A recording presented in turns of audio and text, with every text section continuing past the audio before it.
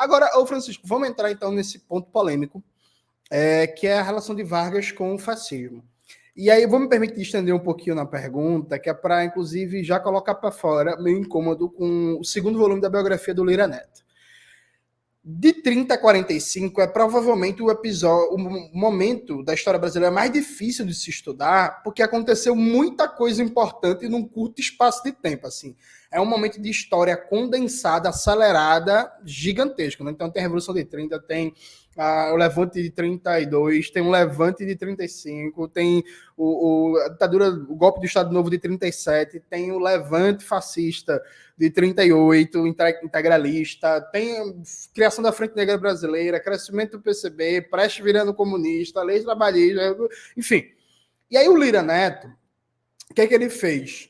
Ele não conseguiu dar profundidade a nenhum dos gigantescos acontecimentos que se passam enquanto plano de fundo da biografia mais pessoal que ele quer escrever. E aí ele vai escrever a biografia com uma ideia fixa. Com a ideia fixa, o binômio ditadura-democracia. Só que ele vai com o binômio ditadura-democracia pelos conceitos de hoje do senso comum liberal de ditadura-democracia. Então ele fala assim, por exemplo, os membros do Clube 3 de Outubro, né, os tenentes, eram todos autoritários. Porque não gostavam de eleição nem constitucionalização.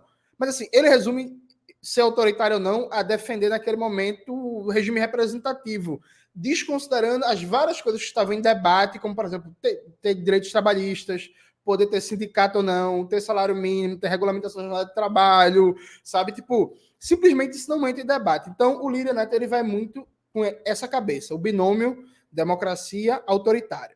E aí tudo para ele é para provar que o Getúlio Vargas sempre foi um autoritário e tudo que ele fazia que não era autoritário não passava de um oportunismo. Então, embora ele não escreva tão diretamente, mas quando ele cita, por exemplo, o Código Eleitoral, a marcação da Constituinte antes do Levante Paulista, é como se fosse só um mero ardil do Getúlio. E não tem como saber se era um ardil ou não, porque de fato aconteceu o negócio. Enfim, né? E aí a coisa que me incomodou é que o Lira ele não faz um debate profundo sobre os flertes do Getúlio com o fascismo. No sentido de que ele não coloca em tela as contratendências que existiam. Por exemplo, tu cita no teu livro, né? Foi um decreto do Getúlio que permitiu a entrada de negros na Força Pública de São Paulo. Tem também episódios do Getúlio encontrando capoeiristas e querendo consagrar a capoeira como símbolo nacional. Ao mesmo tempo, o governo do Getúlio nunca fez nada, até onde eu saiba, pelo menos, contra a perseguição às religiões de matriz africana. O Agamenon Magalhães, figura central do governo Getúlio, por exemplo, teve uma política ultra repressiva, né, de fechar os terreiros aqui em Pernambuco quando foi interventor. Então, assim, ele não cita um quadro de contradições. Ele coloca assim, Getúlio tinha flerte com o fascismo. Getúlio citava positivamente Mussolini, Getúlio citava positivamente Hitler em alguns momentos, não faz um debate sobre a cultura da época, não faz um debate sobre outras figuras do governo provisório, com exceção do Oswaldo Aranha, já próximo ali do Brasil, se alinhar aos Estados Unidos, que eram críticos às tendências pró-Hitler, né, dentro do Estado Novo, como o Góes Monteiro e o Eurico Gaspar Dutra. Então, me pareceu um debate muito simplista, muito para enquadrar o Getúlio dentro desse binômio. O mundo se resume a autoritário e democrático, e o Getúlio era autoritário. É isso. Assim. Eu achei muito ruim, assim. O Lira não explica o que era o tenentismo, fala que o Levante 35 foi a ordem de Moscou, e Prestes era burro, enfim, muito ruim, muito ruim. Eu tenho, inclusive, estou com baixas expectativas para o terceiro livro que eu começo a ler amanhã.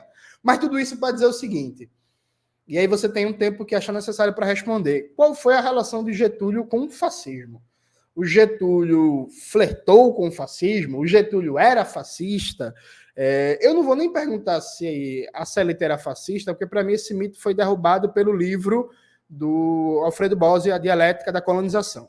Para mim é isso. Depois desse livro, desculpa a gente, inclusive meus amigos comunistas, não dá mais para dizer que a CLT é fascista. É isso. É fim do debate. Mas assim, o Getúlio, o governo dele, o Estado Novo, como é que tu enquadra essa questão do fascismo? Primeiro comentário, né, suscitado pela sua última fala, né, eu tenho a impressão que muita gente confunde a Constituição Federal de 1937, escrita pelo Francisco Campos, com a CLT. Porque muita gente fala que a CLT foi copiada, tem um trecho copiado da Carta de Lavoro. Não, não tem nenhum trecho copiado da Carta de Lavoro, não tem nada a ver com a Carta de Lavoro. A Carta de Lavoro é um manifesto programático que tem 9 pontos, cabe numa folha de papel. A CLT tem 900 artigos que você precisa de um livro inteiro para botar lá. E tem leis dentro da CLT, leis trabalhistas, que são anteriores à existência do fascismo. Tem leis da Primeira República lá. Então não pode ser fascista, é evidente. Aonde que tem um trecho copiado da Carta do Lavoro? Na Constituição Federal de 1937, que foi escrita por Francisco Campos, que era abertamente fascista.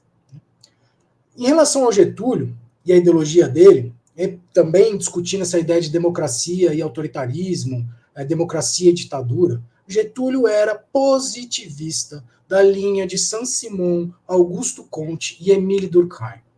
Ele entendia, ele não era da democracia liberal, e, portanto, dentro dessa linha, defendia a ideia de uma ditadura republicana, que não é muito diferente da ideia de uma ditadura do proletariado. Os comunistas também não são democratas nesse ponto de vista. Então, agora vamos ao histórico da relação entre Getúlio e o fascismo. Getúlio, em 1929, fez um elogio ao corporativismo fascista desenvolvido na Itália. E por que ele fez isso? Porque o próprio fascismo bebeu em fontes positivistas ao defender o corporativismo. Uma das grandes influências do fascismo, dos teóricos fascistas, por exemplo, de Alfredo Rocco, que é o cara que redigiu a Carta de Lavoro, que é o cara que fez a lei sindical italiana, que foi ministro da Justiça de Mussolini, ele foi influenciado pelo positivismo. Outro grupo, por exemplo, a Action Française, do Charles Maurras, era positivista de direita. Ele era um admirador de Augusto Comte, de direita, que criou um grupo paramilitar, parapolítico, que chamava-se Action Française, e esse grupo foi muito influente no fascismo italiano. Né? Então, o Getúlio, ali, ao olhar para o sistema de organização de classes italiano, ele encontrava ecos da sua ideologia, que era a ideologia positivista. E, em 1929, ele fez um elogio ao fascismo na campanha presidencial para a eleição de 1930. Otávio Brandão, que é um intelectual que eu admiro muito, que é um dos primeiros intelectuais do Partido Comunista Brasileiro, do PCB, ele era, em 1929, intendente no Rio de Janeiro, que era o cargo de vereador, hoje conhecido como cargo de vereador no Distrito Federal. Né? Foi um dos primeiros comunistas, ou se não o primeiro comunista, eleito para um cargo eletivo. E o Otávio Brandão tinha uma visão razoavelmente equilibrada dos fatos. Ele não era varguista, ele não era tenentista, mas ele entendeu que os movimentos de tenentistas eram um movimento com potencial revolucionário e que estavam ali com uma base de massas. Isso no livro dele, Agrarismo e Industrialismo. Então, esses primeiros intelectuais do PCB, que são os intelectuais fundadores do PCB de 22 e etc., a partir de 1930 eles começam a ser escanteados. O Brandão é preso em 31 e é exilado. O Astrogildo Pereira, que é outro desses intelectuais que tinha uma visão equilibrada, ele vai sendo escanteado dentro do PCB. O Leôncio Basbaum, que é outro desses intelectuais de 22 e que tem uma visão equilibrada, ele é expulso do PCB em 32. Então o PCB vai ficando cada vez mais dogmático, sectário, dentro de uma linha que eles chamavam, que a gente conhece como linha obreirista, enfim, escanteando intelectuais. Né? E a gente pode discutir isso também, que é um tema interessante. Mas o Otávio Brandão, então, em 29, voltando para 29, o Otávio Brandão, ele percebe essa fala do Getúlio elogiando o fascismo, e ele percebe essa fala em toda a sua problemática. E aí ele faz um discurso na Câmara do Rio de Janeiro, criticando essa fala e chamando o Getúlio de fascista. Essa é a primeira vez que alguém relaciona o Getúlio com fascista. É o Otávio Brandão, em 1929. Eu estudei bastante essa relação do Getúlio com o fascismo, dessas acusações de fascismo. Essa é a primeira referência que eu encontro. E a partir desse momento, e essa crítica é uma crítica bastante legítima do Otávio Brandão, bastante bem feita pelo Otávio Brandão. A partir desse momento, os grupos anarquistas brasileiros, e alguns também, grupos comunistas, também o PCB, passam a generalizar na ideia de que o Getúlio era fascista e de que toda essa legislação promulgada pelo Getúlio era fascista. E aí a gente tem que entender também, novamente, tem que passar para a Terceira Internacional. Porque a Terceira Internacional, eu já dei algumas piscadas em relação a esse tema, mas a Terceira Internacional vinha numa linha, nesse momento, preconizada pelo Stalin, que era uma linha conhecida como social-fascismo, em que se atrelava todos os defensores da social-democracia, todos os sociais-democratas, como fascistas. E aí a gente entende, se todo social-democrata é fascista, a gente entende chamar o Getúlio de fascista. Isso faz sentido dentro dessa lógica. Mas essa linha, novamente, ela foi abandonada depois, quando a Terceira Internacional e o Stalin perceberam que essa linha estava empurrando a social-democracia para o colo do fascismo, e aquela social-democracia que era de esquerda e que queria resistir ao fascismo ficou isolada, porque nem podia participar do movimento comunista e nem ia ingressar no fascismo. Né? Então, eles perceberam e mudaram essa ótica. Né? Mas aí, por exemplo, eu acho que é um tema que é muito importante de entender, e é uma das medidas mais revolucionárias já em 1930, que é a criação do Ministério do Trabalho. Né? O primeiro ministro do Trabalho, que era um positivista, chamava-se Lindolfo Collor, e foi avô de um certo presidente que teve por aí, mas aí não é culpa dele. Ele montou um gabinete de socialistas radicais para criar as leis trabalhistas nesse período. Então ele pegou os mais experimentados defensores dos direitos dos trabalhadores brasileiros, os mais radicais socialistas. Dentre eles, o cearense Joaquim Pimenta, conhecido por organizar e por liderar greves, né, e por defender o direito dos trabalhadores. Então o Joaquim Pimenta foi posto nesse gabinete que ia redigir as leis do trabalho, logo em 1930, os primeiros momentos depois da Revolução. Ele pegou, do Rio Grande do Sul, Carlos Cavaco, que era um socialista importante desde o século XIX, também defensor do direito dos trabalhadores. Ele pegou, do Rio de Janeiro, Evaristo de Moraes, que tinha sido abolicionista, depois foi republicano, e depois foi o fundador dos primeiros partidos socialistas do Brasil. E ele redigiu o primeiro livro de direito dos trabalhadores brasileiro. Numa época em que, como eu falei, o termo direito dos trabalhadores era um termo posterior, era um termo do começo do século XX. Esse livro dele é de 1905, chama-se Apontamentos do Direito Operário. Era, assim, focado nos operários. Né? E esse livro do Evaristo de Moraes, ele é conhecido como inaugural dentro do direito dos trabalhadores brasileiros. E aí ele pegou também Agripino Nazaré, outro socialista radical. Então, logo em 1930, o Lindolfo Collor pegou esses socialistas experimentados, importantes socialistas, importantes defensores dos direitos dos trabalhos, e que tinham ligação com direito também. O Evaristo de Moraes era jurista, foi um dos juristas mais importantes do período. O Joaquim Pimenta era jurista, foi professor do direito do trabalho na Faculdade Nacional de Direito. Então ele pegou esses caras e botou esses caras para redigir as leis trabalhistas. Em 1931, Joaquim Pimenta e Evaristo de Moraes, sem nenhuma interferência externa, como eles mesmos registram, escreveu a Lei Sindical Brasileira. Nessa lei sindical estava a ideia da unicidade sindical, ou a ideia de um sindicato único. Tem um autor, Lenin, que defendia a unicidade sindical. Esse autor não é fascista. Lenin não era fascista, muito pelo contrário. E o Lenin defendia a unicidade sindical frente ao que ele chamava de fracionistas, dos sindicatos que eram aqueles que defendiam sindicatos pulverizados ou separados. Por exemplo, uma intelectual que defendeu os sindicatos fracionados foi a Rosa Luxemburgo. O Lenin defendeu a unicidade sindical antes da Revolução Russa e depois defendeu para a União Soviética. Então esse era um ponto importante da ideia de sindicato para o Lenin. O Evaristo de Moraes, a fonte do Evaristo de Moraes e Joaquim Pimenta nem é exatamente o Lenin, aí, mas sim o socialismo francês, que durante o século XIX, durante muitos eventos, durante muita luta, muitos congressos, muito debate, muito intelectual escrevendo, muita greve, eles formaram a Confederação Geral dos Trabalhadores, e que tinha essa experiência de criação de um sindicato único e a defesa de um sindicato único. Então, baseado nessas ideias do socialismo francês, o Evaristo de Moraes e o Joaquim Pimenta, repito, dois dos socialistas mais importantes da história do Brasil, escreveram a Lei Sindical, de 1931. Essa lei foi imediatamente chamada de fascista pelos grupos anarquistas. Então, por exemplo, Florentino de Carvalho, que foi um anarquista, que era um anarquista da PM de São Paulo, e depois largou da PM e virou pacifista, e que escreve sobre o movimento de 1932, por isso que eu conheço ele, ele faz um dos primeiros relatos do movimento de 32, ali no calor dos acontecimentos, né? Ele chama a lei sindical de 1931 de fascista. Então, essa acusação de que o Getúlio Vargas teria uma ideologia fascista, seria fascista, ou de que a lei sindical, e é uma acusação que a gente ouve até hoje. O PT, por exemplo, na Constituinte de 1898, foi contra a unicidade sindical, porque entendia que era fascista. Então, a esquerda, parte da esquerda, começou já nesse período a acusar o Getúlio de fascista e a lei sindical de fascista.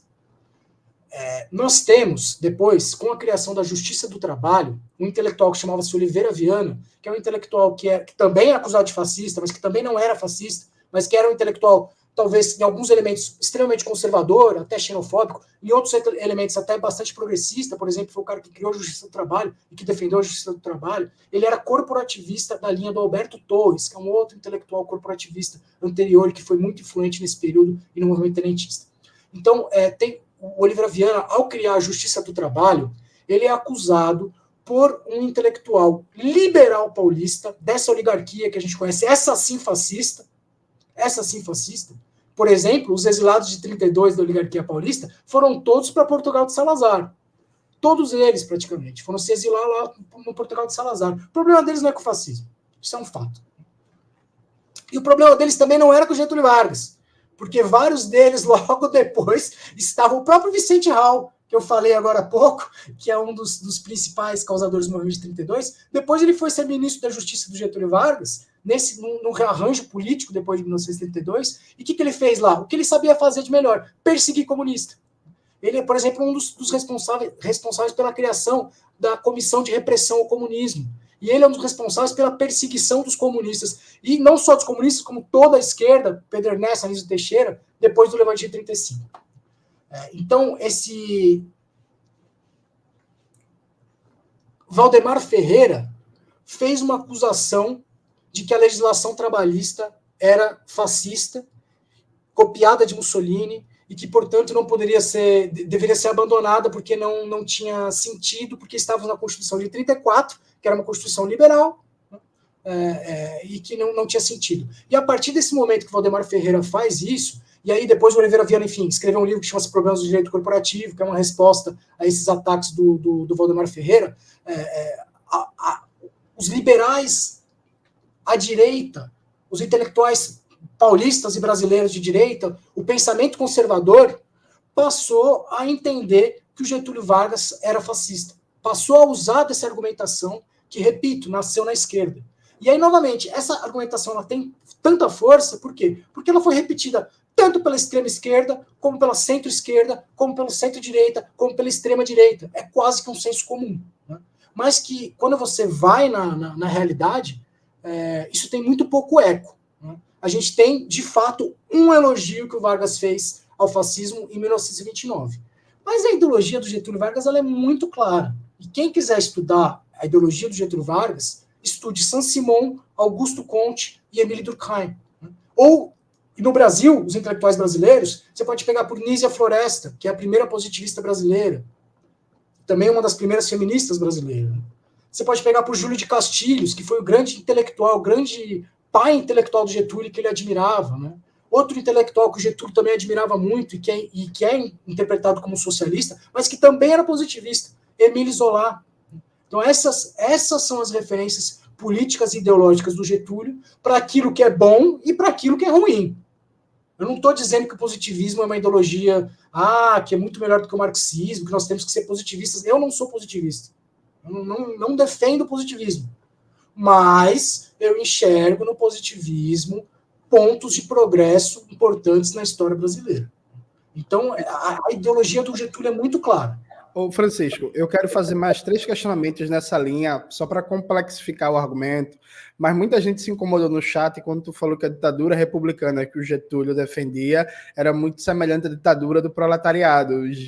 Uma galera falou aqui que essa comparação não cabe. Explica rapidamente só os termos da comparação que tu está colocando. É uma comparação simplista, como toda comparação incorre um erro. Eu não vou comparar o Jones Manuel com o Jones Manuel. Que aí não teria erro, porque o Jones Manuel realmente ele é o Jones Manuel, mas você compara coisas diferentes, você não compara coisas iguais. E eu admito que é uma comparação que, por um lado, ela é um pouco simplista, mas dentro daquilo que eu queria dizer, dentro dessa ótica de democracia ou autoritarismo, democracia ou ditadura, ambos defendiam formas de governo que não passavam pela democracia liberal. A ideia, eu vou falar agora da ditadura republicana dentro do positivismo, né, para ver se eu elucido um pouco. Isso vem desde o Saint-Simon, que defendia a ideia de uma sociocracia. Então o Saint-Simon dizia assim, se você vai fazer uma vacina, você chama quem para fazer essa vacina? Um biólogo, um químico, alguém que estudou aquilo, certo? Então se você vai fazer um governo, você deveria chamar um sociólogo. Aliás, desculpa, esse termo sociocracia, essa ideia é do Saint-Simon. Mas o termo sociocracia, porque até o termo sociologia é do Comte, é um pouco posterior, é do Comte. O Comte foi aluno do Saint-Simon, aluno e secretário do Saint-Simon. Dentro dessa ideia de ditadura republicana, você tinha alguns elementos. Né? E aí, também, o Júlio de Castilhos, por que chama o Júlio de Castilhos de conservador? Porque ele defendia que... ele não defendia aquela separação de poderes típica da democracia liberal, ou seja, justiça, parlamento, governo, executivo, não era por aí que ele funcionava. Né? Então, o Júlio de Castilhos e o positivismo defendia que quem deveria redigir as leis era o executivo. E isso já fere a ideia da democracia liberal. Para um liberal olhando para isso, vai dizer isso é autoritário, isso é centralizador, isso é tal. Então, dentro da ideia de ditadura republicana do Augusto Comte, você tem, por exemplo, total liberdade religiosa. E pode crer que o Vargas defendia isso. Total liberdade religiosa. Desde que completamente separado do governo, dentro do Estado. Dentro da ideia de democracia republicana do Augusto Comte, você tinha, por exemplo, total liberdade de expressão. Então, assim, a ideia de ditadura republicana do Augusto Comte, ela é bem específica. O que a gente não pode fazer? Julgar a ideia de ditadura desses caras, ou termo ditadura, porque, por exemplo, o Vargas falava, eu sou ditador. Ele não via pejorativo, ele não via carga negativa nesse termo. Muito pelo contrário, ele via uma carga positiva nesse termo. Entende? Então, o que a gente não pode fazer é, a partir da ditadura de 64, julgar os militares de 1930. A partir da ditadura de 64, ou da nossa ideia de ditadura, ou da ideia de uma ditadura militar conservadora, julgar o que o positivismo ou o que Getúlio Vargas achavam que era uma ditadura. São ideias diferentes. E aí a gente cai num erro do ponto de vista da ciência histórica, que é conhecida como anacronismo. Ou mesmo, aí no caso, a ideia de você julgar ou interpretar uma ideologia a partir dos princípios de uma outra ideologia. A ideia da ditadura do proletariado é a ideia da dominação de uma classe sobre outra classe. Só que agora a classe que vai dominar é os trabalhadores, são os mais numerosos. Não vai ser aquela pequena oligarquia. Então, acho que isso já dá para dar uma... Se alguém tiver alguma pergunta, quiser que aprofunde algum ponto, eu posso fazer. Mas, olha, essa comparação entre positivismo e marxismo, ela é muito forte. Vários autores estudaram isso, mesmo autores brasileiros, tem livros específicos sobre esse tema, se alguém se interessar. Eu vou continuar na questão do Getúlio Vargas fascista, vou fazer o papel de advogado do diabo. Melhor, eu vou entrar no papel de defensor da tese para ver até onde vai seus argumentos, no sentido que é o seguinte, vamos lá. 3 elementos que são muito citados. Primeiro, o Getúlio anistiou os revoltosos de 32. Claro que a gente pode ponderar que ali se tratava de representantes de uma oligarquia paulista muito poderosa economicamente, e o fator da anistia significa ou anistiava ou ia para uma guerra de eliminação. Perfeito. O fato concreto é, os revoltosos de 32 foram anistiados e depois, inclusive, ganharam cargos importantíssimos no governo Vargas, né, na recomposição que rolou ali. Com os revoltosos de 35, não teve anistia nenhuma, foram todos presos, encarcerados, episódios de tortura famosíssimos, né? Comunistas de outros países, da Alemanha, não sei, torturados até ficarem perderem a sanidade mental. O Filinto Miller, né? Antes do Brilhante Ustra, era o grande símbolo de tortura no Brasil e operava com total cobertura do Getúlio. O Lira Neto, embora eu não considere o Lira Neto como fonte confiável, porque, como eu disse, para mim o livro peca o tempo todo por encaixar o binômio democracia autoritário, mas tudo bem. Maulira Neto relata conversas entre Getúlio e a filha, né, a Alzira Vargas, que era muito próxima dele, e que toda vez que chegava cartas ao Getúlio, informes, reclamações das torturas, das prisões indiscriminadas, que sindicalistas, que intelectuais, que inclusive católicos mais progressistas, que defendiam os pobres, eram presos como comunistas, torturados. E, segundo Lira Neto, Getúlio em nenhum momento moveu uma palha para colocar um breque na máquina de tortura comandada pelo Philip Miller. Essa máquina de tortura vitimou principalmente os comunistas. Então aqui estaria um primeiro argumento, no sentido do trato. Né? Ah, beleza, os comunistas tentaram tomar o poder em 35. Não, tudo bem, os paulistas em 32 também. O trato, a despeito do peso econômico, é muito diferente. Então esse é um primeiro argumento. Assim, o Getúlio, até onde me consta, nunca tomou nenhuma iniciativa para dizer assim, ei, Filinto, calma aí, tá demais, né? O Lira Neto até traz um dado que chegaram a ser presos mais ou menos 7 mil pessoas em números oficiais. O que para aquele momento era um número gigantesco, porque se não me falha a memória, o Brasil à época tinha 45 milhões de habitantes, só alguma coisa nessa faixa. Isso por um lado. Aí vem um segundo argumento muito forte, que é a questão da Olga Benário.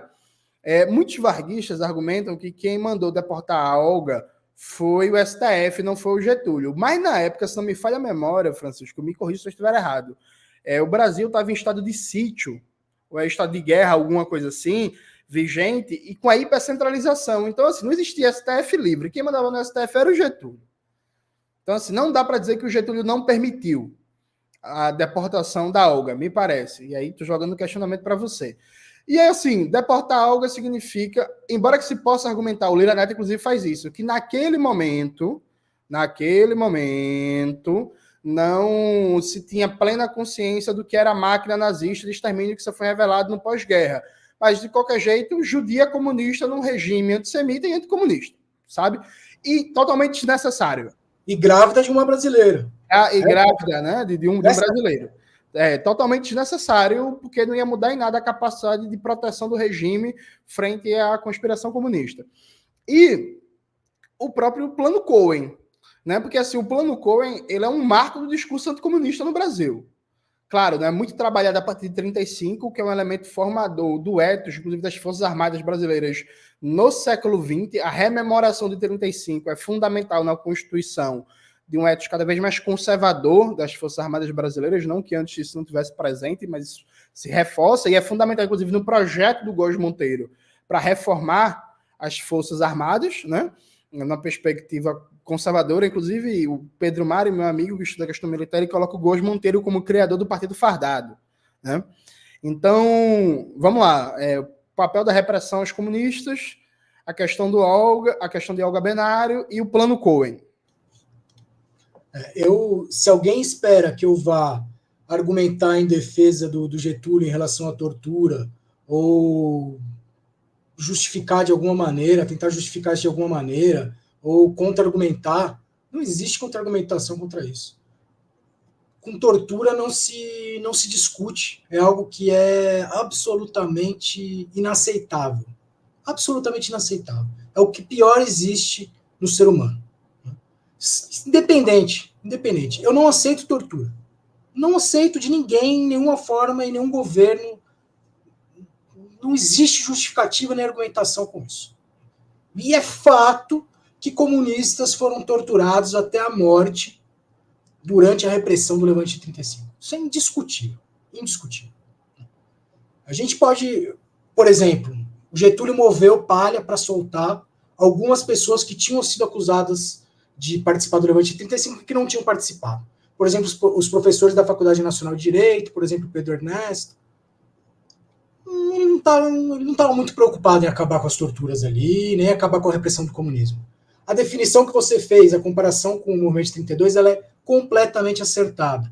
Os revoltosos de 32 não só foram anistiados, como foram premiados com cargos importantes no governo. E aí eu acho que tem uma questão que você tocou, que é a ideia da força política e econômica. Né?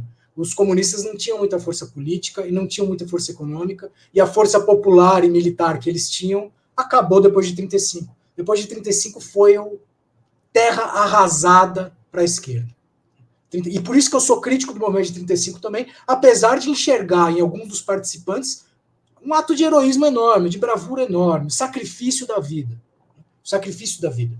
Mas que teve consequências para a história do Brasil e para a esquerda brasileira muito ruins. E agora, quem sofreu as piores consequências foram eles mesmos. Alguns foram torturados até enlouquecer. O Prestes, a companheira do Prestes, foi exilada, grávida, para a Alemanha. Quanto a essa ideia de, mandou para o campo de concentração, não se sabia o que era campo de concentração. Em 1934, acho, teve Olimpíadas na Alemanha, todos os países mandaram seus melhores esportistas para participar da Olimpíada na Alemanha. Isso eles não sabiam. O que houve de errado, no caso da Olga Benário, é o fato de que ela estava grávida, e, portanto, constitucionalmente, ela não poderia ser exilada. Desculpa, extraditada. Não poderia. Não poderia. Se não fosse isso, eu diria que foram até lenientes com ela. Porque você imaginar que alguém faz um levante armado num país... O que você acha que os soviéticos faziam quando tinha levante armado na União Soviética? O que fizeram com o Kronstadt? O que eles faziam? Agora, fuzilar, se tivesse pegado os comunistas e fuzilado, você até poderia argumentar. Tortura, aí que não se justifica, que não existe, não tem por onde entrar. A verdade, e a Olga sabia bem no que estava se metendo, já tinha sido presa, era uma militante experimentada, ela sabia o risco que ela corria e o que ela estava fazendo. Só que a Olga também não tinha culpa nenhuma, por quê? A Olga nem brasileira ela não sabia o que estava acontecendo, o que estava passando no Brasil. O movimento de 35, ele foi organizado a partir de uma série de mentiras contadas pelo então secretário-geral do Partido Comunista do Brasil, PCB, Seção Internacional, Partido Comunista Brasileiro, chame como quiser chamar, mentiras feitas pelo Miranda, que era o codinome dele, para o Stalin. Né? Se você pega as cartas do Miranda, no momento de preparação para o movimento de 35, são mentiras descaradas. Então, na cabeça da Terceira Internacional, essa revolta ia ser vitoriosa. Eles iam tomar o poder. Só que a revolta primeiro que foi mal organizada, segundo que já tinham militantes infiltrados, agentes dos serviços de espionagem dos países da Scotland Yard, do M16, dos países europeus, já estavam desde o começo na Internacional, vindos da Internacional, já estavam infiltrados no movimento. O Brasil não tinha a força militar, os comunistas no Brasil não tinham a força militar e não tiveram a organização suficiente para serem vitoriosos.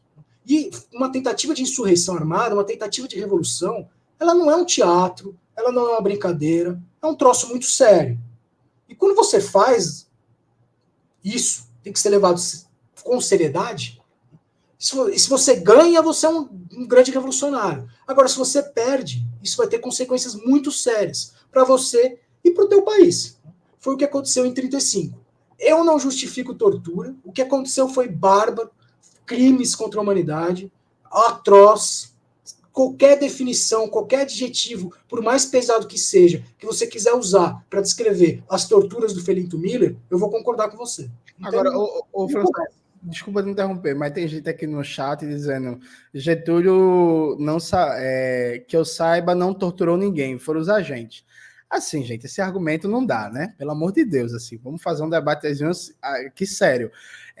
Parece alguns argumentos de colegas stalinistas que falam Stalin não sabia das repressões, era tudo armação do chefe do NKVD, quando ele soube, ele demitiu. Peraí, né, gente, assim... O Médici também não torturou ninguém. Assim, vamos fazer um debatezinho sério, isso aí não cabe não, mas continue, Francisco. Eu tenho esse comentário que foi feito, que eu saiba, enfim, uma ingenuidade, será que sabia, será que não sabia? O domínio do fato, para usar um termo que depois que prenderam o Lula esqueceram para que serve, né? Enfim, para mim não serve para muita coisa também. Aí talvez eu acho no plano Cohen. Aí eu não sei até que ponto o Getúlio sabia se aquilo era verdadeiro, se era uma carta falsa, se tinha sido implementado. Ali eu não sei. Realmente, eu não tenho documentação, eu não tenho estudo suficiente para dizer de forma peremptória o que aconteceu no plano Cohen. O certo é que é isso, que foi, além de um movimento anticomunista, antissemita também, né? Porque, claro, pega ali um nome de judeu, e hoje em dia é muito difícil você relacionar judeu com comunismo ou judeu com esquerda. Aliás, eu sou de origem judaica, mas enfim, defendo a Palestina, porém sou de origem judaica. Naquele momento era muito ligado, né? Inclusive, a ideia do complô judeu-bolchevique era uma ideia muito forte no movimento internacional, no movimento comunista internacional, não só no Brasil. Né? Então, em relação ao Plano Cohen, eu me pergunto, mas sem muita base de informação, o quanto que o Getúlio estava ciente de que aquilo era simplesmente uma falcatrua para começar o golpe do Estado Novo. Agora, que o Getúlio não era contra ditaduras, nem contra... Isso não era mesmo. Não era mesmo.